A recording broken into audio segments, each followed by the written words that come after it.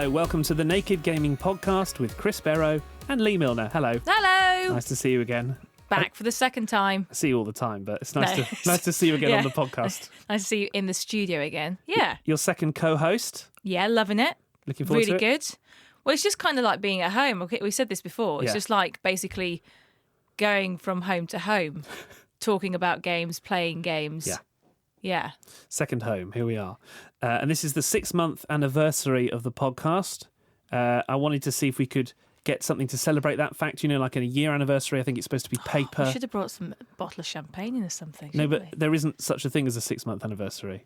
Oh. Doesn't count. Oh. So Maybe after a year then. instead of champagne, we can have this can. Wow. Celebration No, time, okay. everybody. Wow. So, yeah, it's been a lot of fun anyway. And last month was a good one. Yeah, our May episode focused on a specific region of the brain which, believe it or not, remembers Pokemon. Turns out Pokemon were excellent because they were something that kids learned in childhood. It was like this natural experiment that happened in the 90s.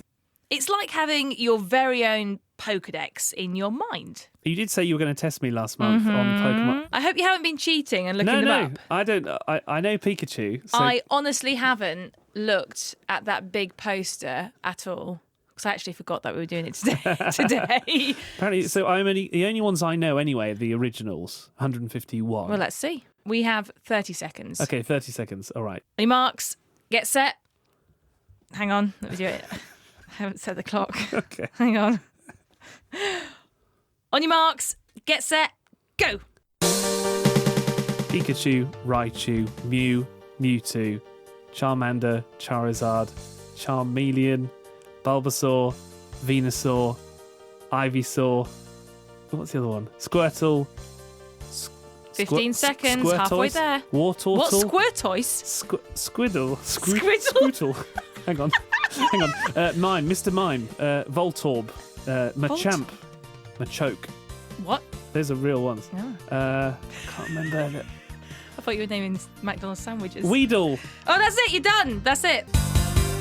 That's it, how the many end. did I get? I don't know, I lost count. Oh, well done. I got distracted by Squibble Squibble. Look, it probably is a Pokemon now. and McChoke. Machoke. Machamp. They definitely are Pokemon. I'm pretty confident.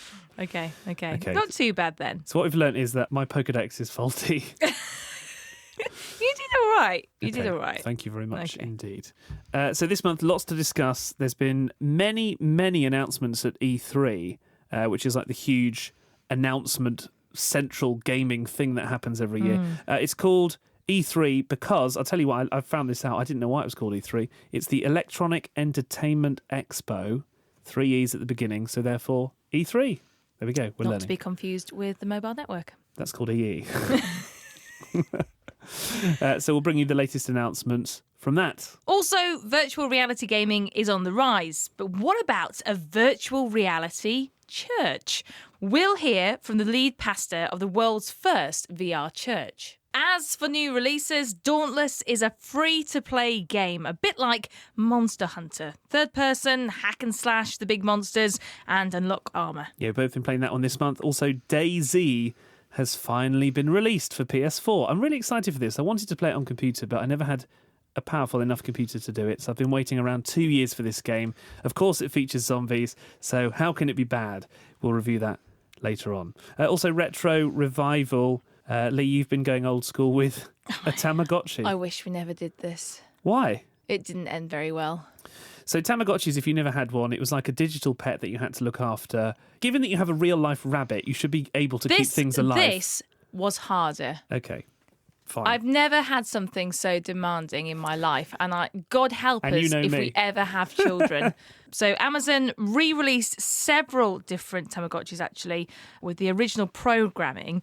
Back in our day, Chris, digital pets were all the rage. I had Digimon. I love Digimon. I had They Tamagotchi. battled each other. Digimon were, in my opinion, better, but they haven't re-released Digimon. They've re-released Tamagotchis, so yeah, Okay. that's why we're doing it. So this is ahead of new style Tamagotchis that are coming next month. So I went back to see if I could keep it alive for more than a day.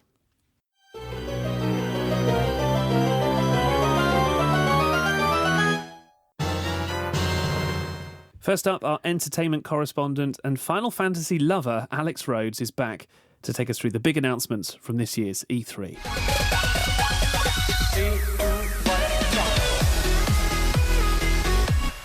Let's start with one of the biggest announcements. Keanu Reeves of The Matrix and all those internet memes fame is starring in a computer game as Johnny Silverhand in Cyberpunk 2077.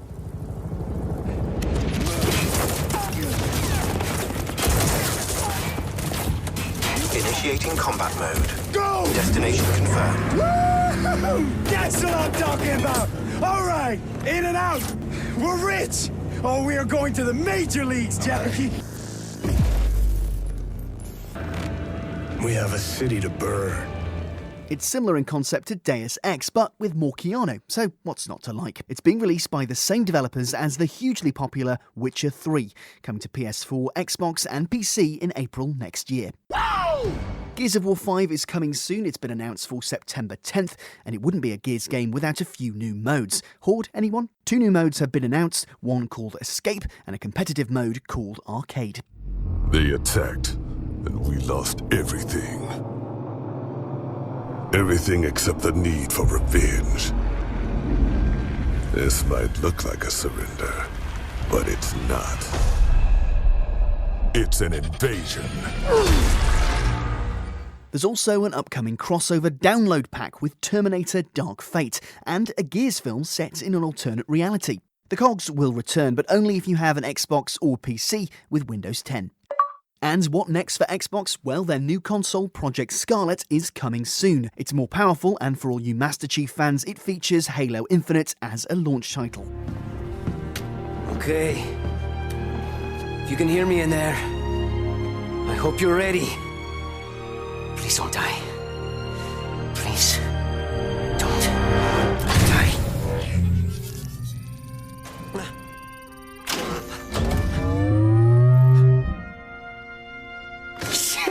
Yes!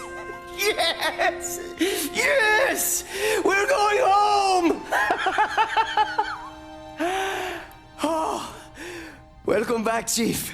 It'll have split-screen multiplayer too, so couch co-op enthusiasts can rejoice. Halo Infinite is set for release during the holiday season of 2020 for Xbox Project Scarlet, Xbox One and PC. Hulk! Smash! And Square Enix announced something the world's been waiting for, a big-budget Avengers video game. The slightly late title could bring to life some of the most beloved characters in cinema, Marvel's Captain America, Iron Man, Black Widow, The Incredible Hulk and Thor. You know that old saying, never meet your heroes? Well, I did. And it was awesome. The Avengers were everything I imagined. Hello, San Francisco!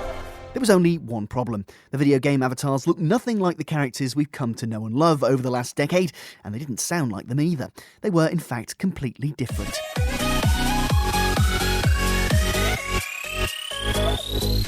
Stop kidding around. Snake? Next today, virtual reality gaming. Have you ever tried it? I've never played it before, actually. The idea is that you wear a set over your eyes. You can sometimes wear gloves as well, and you're transported to a 3D world. If you look up in real life, you look up in the game, and everything around you adapts to that. Yeah, it hasn't really taken off as much as people expected, but one thing that has just started developing is the world's first virtual reality church. Interesting idea. DJ Soto is the lead pastor. Great name, can you say? He's not actually a DJ. He did tell me he's called David James, but it's just I love stuck. But DJ Soto is the lead pastor for VR Church, as they call it. He told me how the whole thing came about. My wife and I were pastors at a church in Pennsylvania in the States. And we left that to go start something new, and we didn't know what new meant. We thought that meant plant physical churches, so we set to do that. At the same time, VR came out at the consumer level in 2016, and we've never seen that before in history. We got VR, we were doing the movies, the video games, and our family's a bunch of gamers like Fortnite and Overwatch, and When VR came out, we started playing around with it, and then this new thing that I've never seen before came out called social VR.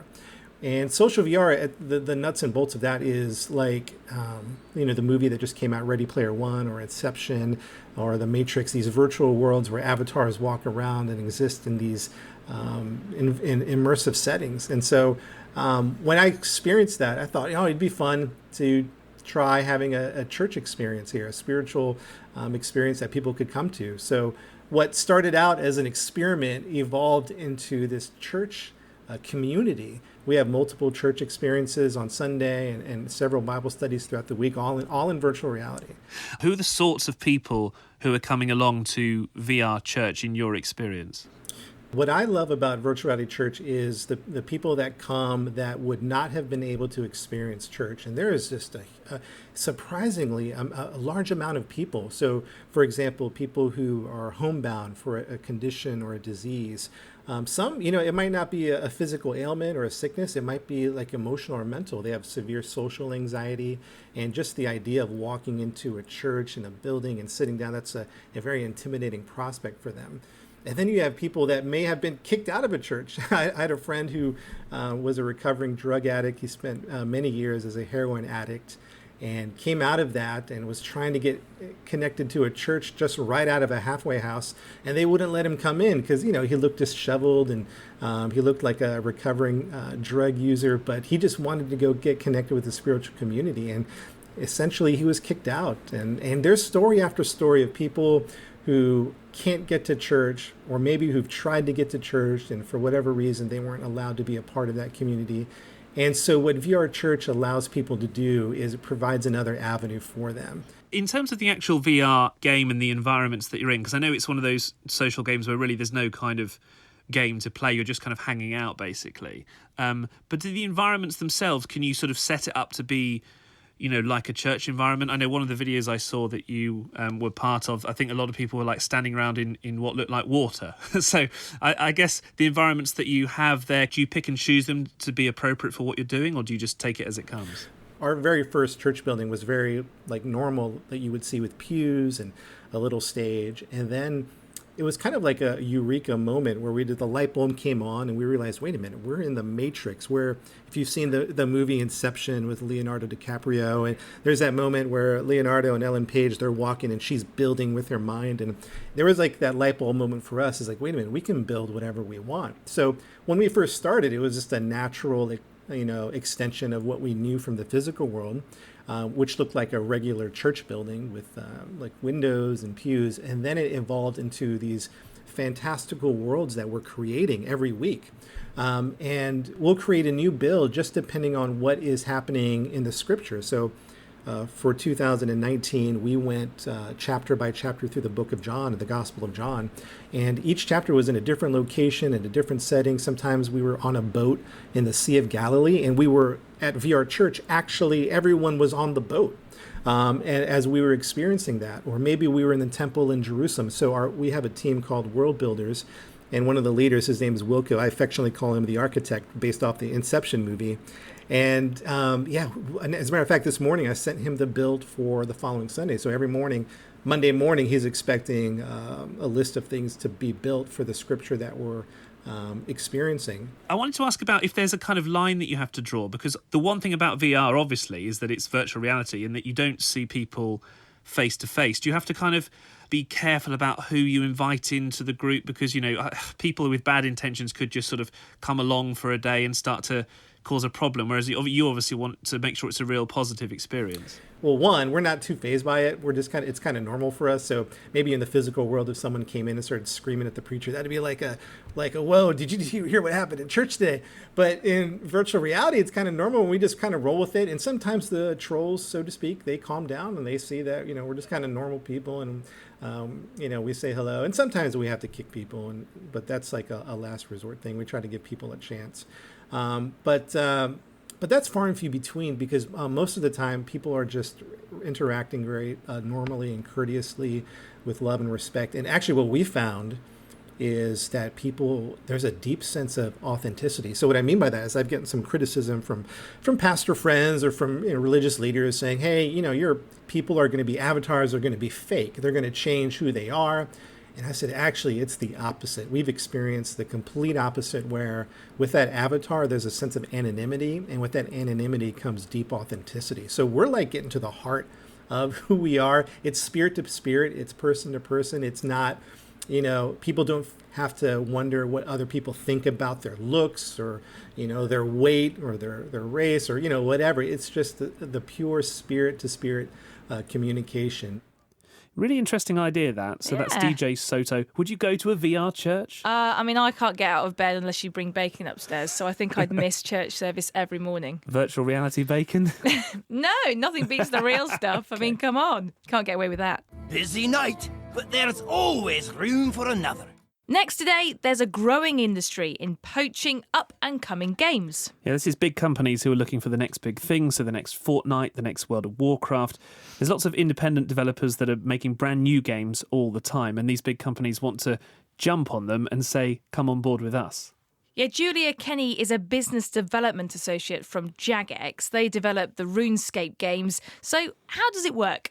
If you think about it like a record label trying to find really talented artists to sign, we're looking for developers that have the same vision as we do when it comes to making deeply engaging social multiplayer games. And we want to partner up with them for like a long-term relationship where we give them money to start with and we give them the support from our expertise of 18 years of running RuneScape. And in exchange, we get a cut of the revenue as the game starts to be successful. And do you have to have any kind of track records to get some kind of funding from Jagex? Because obviously, it helps if you can trust the fact that somebody you're giving money kind of knows vaguely what they're doing.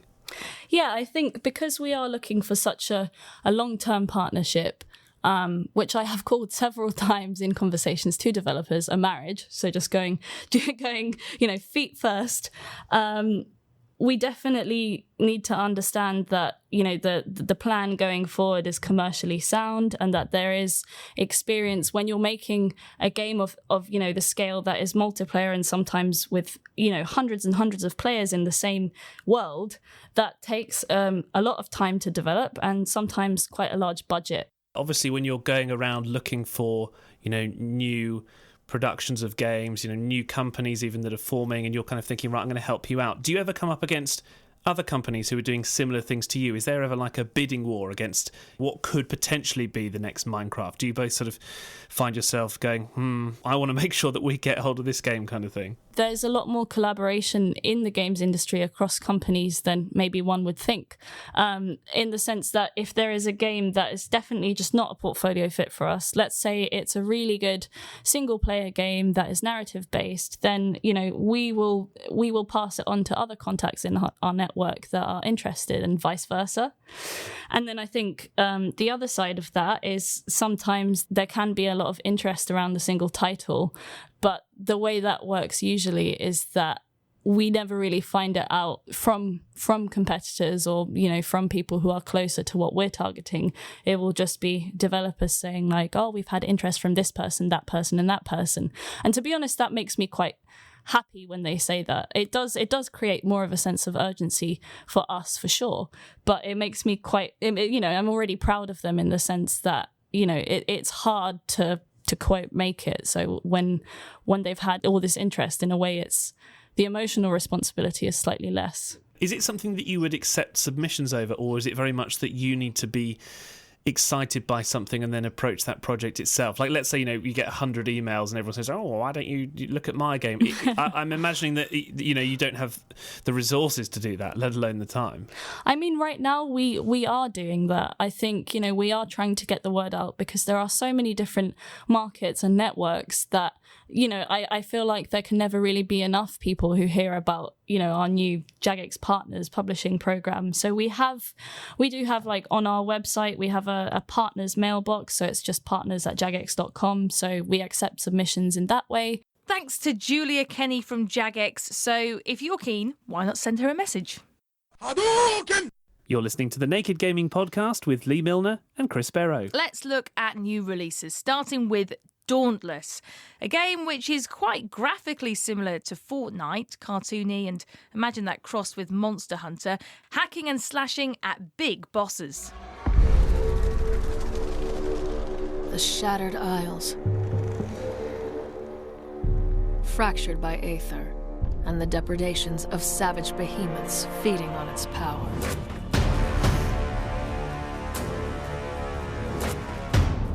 Against their endless hunger stand the Slayers, our last hope. So it is a bit like Fortnite. It was very cartoony. You immediately lost patience with this game. I thought it was boring. There was one cutscene in the whole game. It took too long. Right, it took too long to kill the monsters. Yeah. My character didn't look great. Yeah, the sort of development of your character at the very beginning, you can choose the nose, the face, the ears. I don't care. Too much. I want cool outfits. Yeah. I want great hair. The best thing, it had paint all over a face. Loved that. But the thing is, it kind of loses focus quite quickly. And once you've killed one boss, not to give too much away, really, there's not much left to do. You have basically done it all. It is a bit like Monster Hunter. I was really confused at the beginning of this game because it's worth saying it's free to play, so you don't have to buy it or anything like that. But you basically get faced with a massive boss straight away. You hack and slash it to death, and you think, okay, what's next? You land in the main base, and then they send you off on another mission. Yeah. And then you hack and slash the next big and boss that is it. to death, and then you come back, and then they send you on another mission, and it's the same. And what I don't like is that you have to defeat the boss with 3 other players. So it's not your own journey. You're constantly having to play with other players, which I'm not keen on. So 4-player co-op, online only. If you play a mission and you're unlucky enough that there's only one other person playing with you, you've only got 2 people hacking and slashing at a big boss, and it takes absolutely forever. 25 minutes it can take to beat a boss. There's no skill involved. Yeah. You just hammer the square button. Yeah. Or the triangle button. So I suppose that is variety. It was halfway there, and then they gave up. They are releasing new elements of the game each month, but it's so boring. Yeah. It is better on PC. There was a lot of lag playing this game as well. You were jittering around the whole place. It wasn't good. It was fun, but it was like a really basic game. And they want it to compete with Fortnite, which is one of the most popular games right now. The other thing that's worth saying is that I read a real interesting analysis about this game, and basically, think about it. There's these really innocent creatures living in a world, and you turn up with 3 of your mates and kill them to death for absolutely no reason, apart from the fact that they have scales that you want to steal their scales. You want to steal their horn. How awful. So you turn up on this world and just kill everything and then go. Wow. Yeah. I didn't really think of it like that, It's but now awful, that isn't you've it? told me, I feel a bit bad. You only killed 2, got bored. So don't worry, I killed about 30. I'm so sorry, all those innocent creatures on all That's those where you were planets. all weekend. Yeah. So anyway, for me, it was a 4 out of 10. What about you? Well, I'll give it a 1. Oh, not very good. I'm a at bit all. harsh. Okay, fair enough. Power up. Next, a game I've been waiting, I would say, probably 2 years for. Finally released on PlayStation 4. It's DayZ, or DayZ if you're British. It's zombie survival, and you don't get any resources or anything like that. I remember a time before all of this. There was life. There was freedom. That's long gone now. The disease spread quickly, and only a few were immune, lost and desperately fighting for survival. So I played this game for about 5 hours, and I don't know how to do anything. I mean, genuinely, I started the game. It's a zombie survival horror game, right? So you think, okay, well, straight away you come to life near the coast, and you think, oh, I'm going to run to the nearest thing and get loads of resources. I started off in the pitch black, so you can't see anything. There's no tutorial for the game, so you're supposed to just work out how to make fire. I think this is the worst game I've ever played. What? Worse than the previous one? Yeah. I'm giving this game a -10 You can't give it a I minus can 10. give it a minus 10. Because not only was it rubbish, it cost £40 and it actually angered me. Hang on a minute.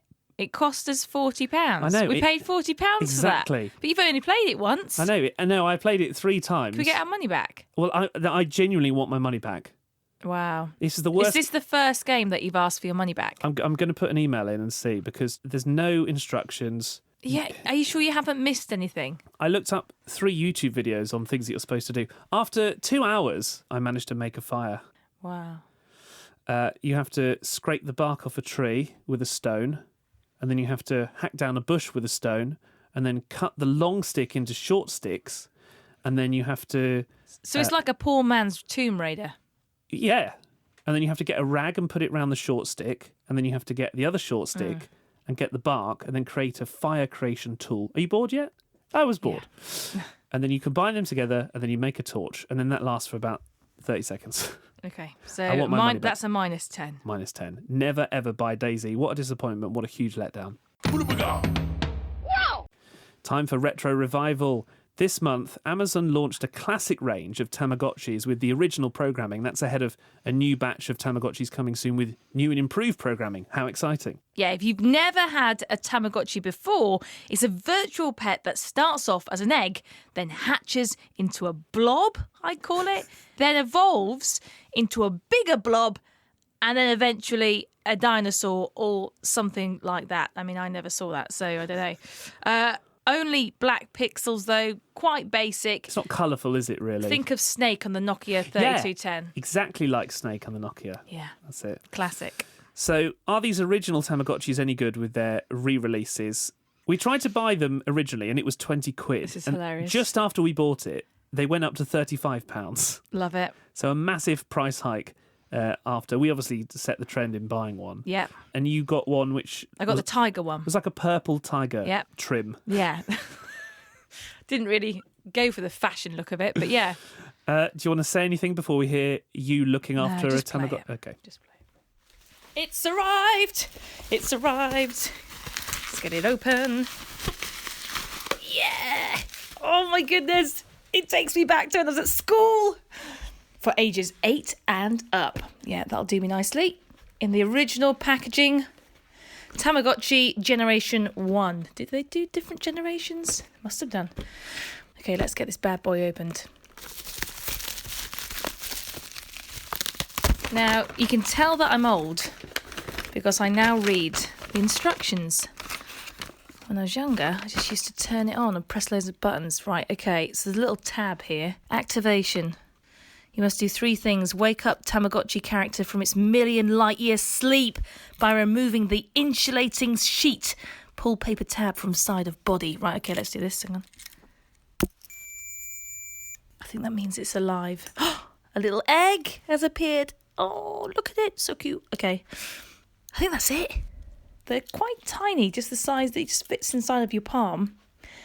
And my little egg is just moving up and down. How long is it going to be like that for? I'm going to go make some dinner. See what happens. So it's been 5 hours waiting for this thing to hatch. I mean, how an 8-year-old gets through this, I have no idea. It's like psychological torture. Here you go, child. Have this to play with. Oh, wait, it doesn't work for 5 hours. So just sit there and watch this egg going up and down. I don't know if I've done something wrong, but now I have to take it to work with me. So I've only just realised in the canteen that it won't hatch unless you set the time. And apparently it hatches 5 minutes after you set the time. So let's see if I can capture this moment.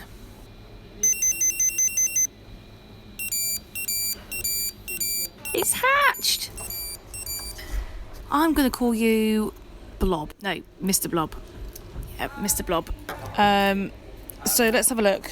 The buttons here at the bottom, when you press them, it selects different icons. We've got medicine, a duck, weighing scales, food, a light bulb, and games. Okay, so the blob's just going side to side, up and down on the screen. So let's see if we can feed it. Meal or snack? Okay, give it a meal. Ah, there he goes. Looks like Pac-Man. If we play a game with it, that'll make it happy, won't it? Okay. Oh. God, I forgot how annoying that sound is. Okay, that makes it happy. I have no idea what's going on in this game. I'm just pressing buttons. I think you've got to guess which direction it's going to go. Sorry, I'm just in the work canteen playing on my Tamagotchi. Okay, so I win 3 versus 2. Okay, so he's happy. The little sunshine icon comes up. Great. No, not again. Okay, give it a rest. Chill out. Ah, he's done a poo. Hang on. That's duck icon, flush away.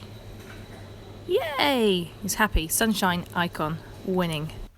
Oh, you're never going to guess what's just happened. Okay, so literally the screen went blank. Everything went black. I thought, oh my God, we're going to have to send it back to Amazon. No, Mr. Blob has evolved into Pancake Face. Literally, how long has it been? What, an hour or so? He's evolved into Pancake Face. So I just thought I'd let you know.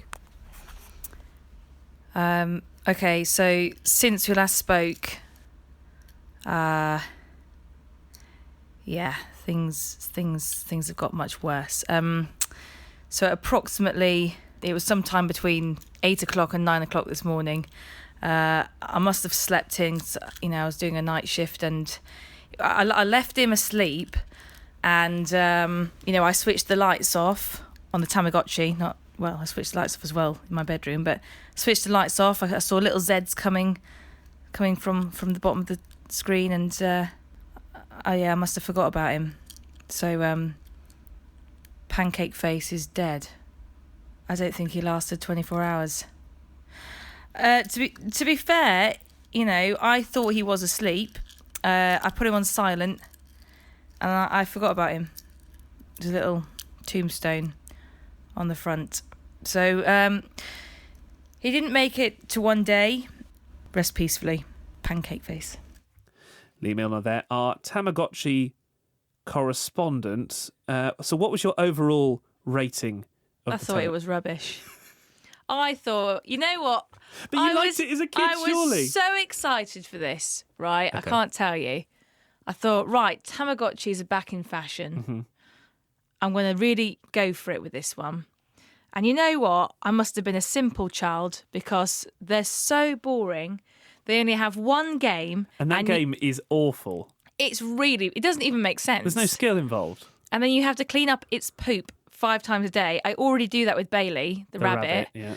And yeah, in the end, okay, the first time was a mistake. Then I just couldn't be bothered.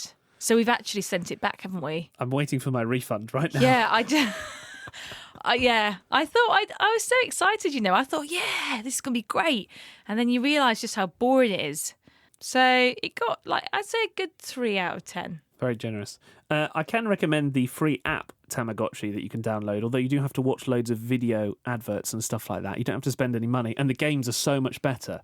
So if you've got an advanced phone, download the Tamagotchi app. It's actually pretty good. But yeah, not one to spend 20 quid or 35 quid now on. That's it for this month. Half a year of podcasting. Where has the time gone? Yeah, if you'd like to get in touch with us on this 6-month anniversary of the show, why not tell us the game you've been playing for the longest time? I was wondering about that because, 6 months is a reasonably long time to be doing something for. Games don't tend to last that long nowadays, but Hearthstone, you will have seen the card game. I've been playing that for 2 or 3 years now. Gaming-wise, you're a big Pokemon fan? Crash Bandicoot. I'm still trying to get past the level where he's on the ice bridge and I keep falling down. But one day, Chris, my time will come and I will pass that level. I can tell you, though, next month we will be reviewing one of your favourite ever games. It's being re-released. Crash Nitro Fueled Oxide, whatever it is, Team Racing. This is the game of the year. Yeah. And anybody who disagrees with us, don't get in touch. Okay, so you can not email gaming@nakedscientist.com. That's gaming@nakedscientist.com. And we'll see you next month for the best game of all time.